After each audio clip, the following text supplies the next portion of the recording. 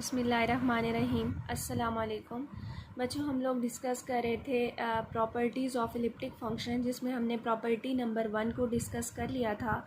Next हम discuss करने जा रहे हैं प्रॉपर्टी नंबर 2 को। तो सबसे पहले मेंशन कीजिएगा प्रॉपर्टी नंबर 2 की स्टेटमेंट क्या है।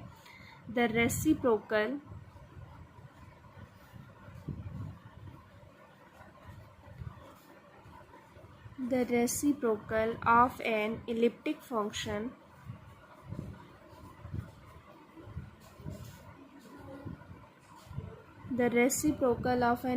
function which is not identically zero is also elliptic। Statement क्या कह रही है कि कोई भी आपके पास एक इलिप्टिक फंक्शन है, अगर आप उसका रेसिप्रोकल लेंगे जो कि ज़ीरो नहीं है, ठीक है, reciprocal which is not identically zero, किसी भी इलिप्टिक फंक्शन का जो कि फंक्शन जो है वो ज़ीरो नहीं है, तो फिर उसका जो रेसिप्रोकल होगा वो भी क्या होगा, एक इलिप्टिक फंक्शन होगा। तो हम अपने थ्योरम में सपोज कर लेते हैं कि एफ़ ऑफ जी हमारे पास कोई भी इलिप्टिक फंक्शन है। अगर वो इलिप्टिक फंक्शन है और एफ़ ऑफ जी ज़ीरो भी नहीं अकॉर्डिंग टू स्टेटमेंट, तो वो डबली पीरियोडिक होगा। हम उसके दो पीरियड्स सपोज कर लेंगे, ठीक है। एक वो डबली पीरियोडिक फंक्शन होगा, दूसरा वो मैरोमॉर्फिक फंक्शन होगा, मतलब उसके finite number of poles exist करेंगे। तो चलें इसका प्रूफ डिस्कस करते हैं। आप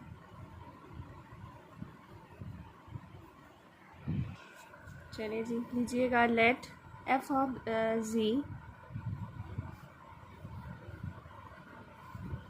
be an elliptic function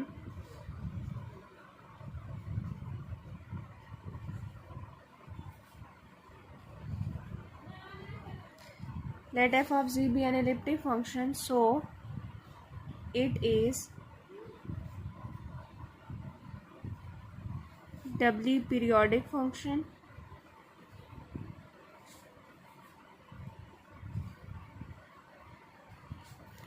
let its periods be, हम सपोज कर लेते हैं कि इसके पीरियड्स क्या हैं। let its periods be w1 and w2। then अगर w1 और w2 इसके पीरियड हैं, then f of z plus w1 this is equals to f of z plus w2, क्योंकि दोनों पीरियड हैं तो दोनों पे आंसर हमें क्या मिल जाएगा, f ऑफ z मिल जाएगा। आल्सो दूसरा केस क्या होगा, f of z is meromorphic function. f of z हमारा कैसा फंक्शन होगा, मैरोमॉर्फिक फंक्शन होगा।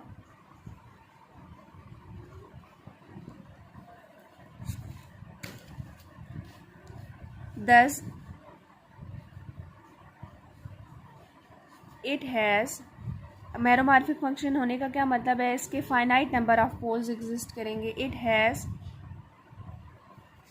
Finite number of poles. अब फंक्शन के में ये क्या है कि अगर उसके फाइनाइट नंबर ऑफ पोल्स हैं तो यहाँ पे एक और कंडीशन भी होल्ड करेगी कि एफ़ ऑफ जी के अगर पोल्स फाइनाइट हैं तो जो नंबर ऑफ ज़ीरोज़ हैं वो भी क्या होंगे, फाइनाइट होंगे। इलिप्टिक फंक्शन के लिए ये भी एक कंडीशन होती है। Also F of G has finite number of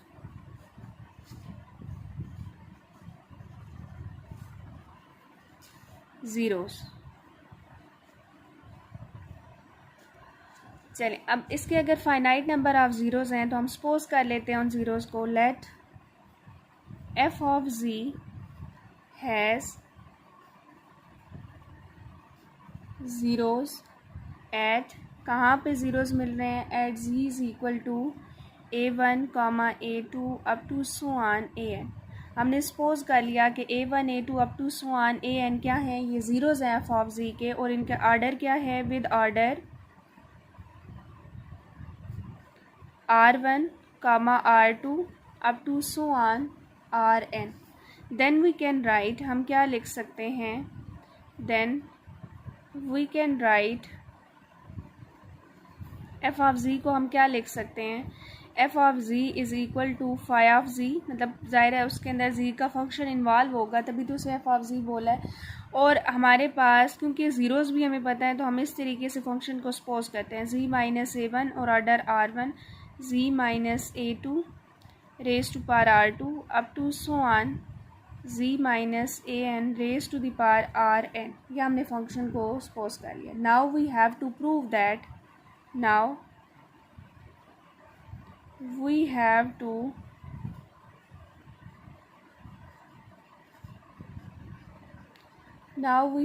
prove that reciprocal of f of z is also elliptic। Reciprocal पे बात करनी है तो चलें हम रेसिप्रोकल को डिस्कस करते हैं। लेट रेसिप्रोकल फंक्शन को हम F of G, capital F of G का नाम दे देते हैं। Let capital F of G this is equals to 1 by F of G. अब हमने इसे प्रूव करना है कि ये इलिप्टिक फंक्शन है, तो इलिप्टिक फंक्शन के लिए हमें क्या करना पड़ेगा, इसे चेक करना पड़ेगा क्या ये डबली पीरियोडिक है या नहीं, इसके दो पीरियड एग्जिस्ट करते हैं या नहीं।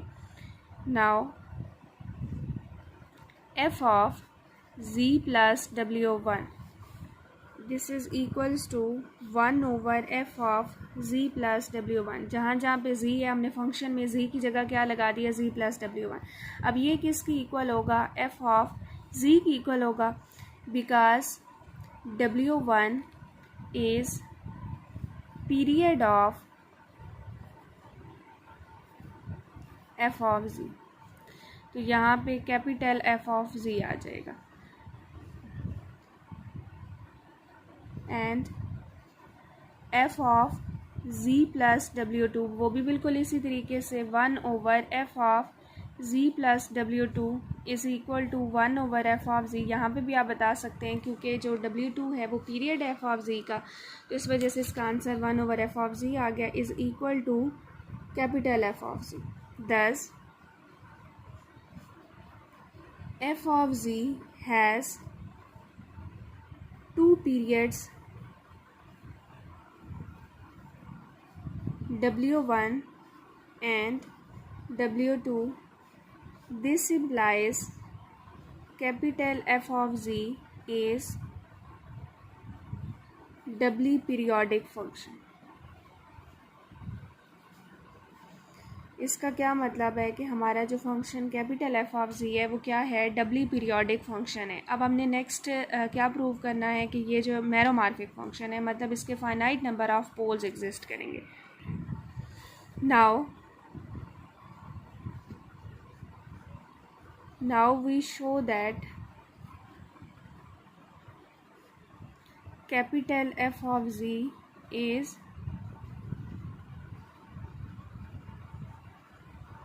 मैरोमॉर्फिक फंक्शन। अब हम क्या प्रूव करेंगे कि ये क्या है, ये एक मैरोमॉर्फिक फंक्शन है। एस कैपिटल एफ ऑफ जी ये किसकी इक्वल है, 1 ओवर एफ ऑफ जी के, और एफ ऑफ जी की जगह उसकी वैल्यू पुट कर दें, phi of G into G minus A one raise to power R one, G minus A two raise to power R two up to so on z minus A N raise to power R N. ये चीज़ आ गई। अब अगर आप देखें तो जो F of जी की ज़ीरोज़ हैं वो उसके पोल्स बन रहे हैं, क्योंकि ए वन पे ये वाली पूरी चीज़ ज़ीरो हो जाएगी, ठीक है, तो मींस डिनोमिनेटर ज़ीरो हो जाएगा, तो वो फिर क्या होगा, वो ए वन जो होगा वो फिर एफ ऑफ जी का, कैपिटल एफ ऑफ जी का पोल बन जाएगा, ठीक है। तो ज़ीरोज़ जो हैं वो F of small F of G के जो हैं वो फाइनाइट है, तो इसका मतलब है कि इसके पोल्स भी क्या होंगे, फाइनाइट होंगे। तो आप मेंशन कर दें since F of G has finite number of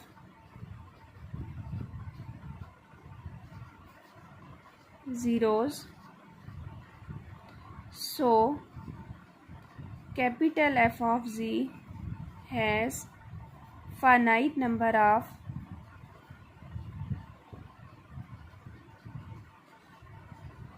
poles। 10, फिर आप क्या बता देंगे और रीज़न यही देंगे because zeros of F of G are the poles of capital F of G. साथ में ये मेंशन कीजिएगा क्योंकि हमारे पास जो स्मॉल एफ ऑफ जी के ज़ीरोज़ हैं वो कैपिटल एफ ऑफ जी के क्या हैं, पोल्स हैं, ठीक है।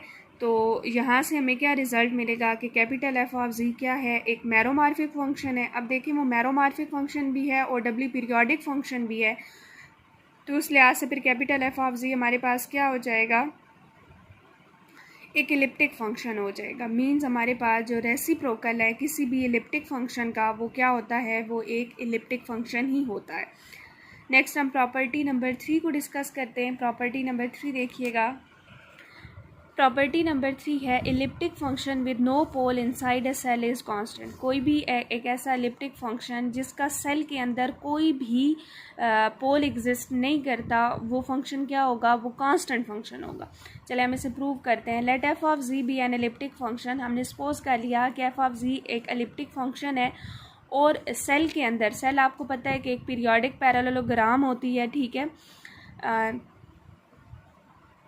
जिसके लिए फंक्शन का जो पोल्स होते हैं वो बाउंड्री के ऊपर एग्जिस्ट नहीं करते, ठीक है। तो हम ये कह रहे हैं कि इसका कोई भी पोल, अब पीरियोडिक जो पैरेललोग्राम है फंक्शन का, कोई भी जो पोल है वो बाउंड्री पे मौजूद नहीं होगा। बाउंड्री पे मौजूद नहीं है और स्टेटमेंट के अकॉर्डिंग हमने क्या लेना है, हमने सेल के अंदर भी लेना है कि सेल के अंदर भी कोई पोल नहीं है, ठीक है। ना सेल के अंदर है ना जो उसकी बाउंड्री है उसके ऊपर है। Then F of G is analytic and bounded in a cell. इसका मतलब है कि जो हमारा एफ ऑफ जी है वो क्या होगा, वो एक थ्रू आउट एनालिटिक फंक्शन होगा, ठीक है, और बाउंडेड भी होगा।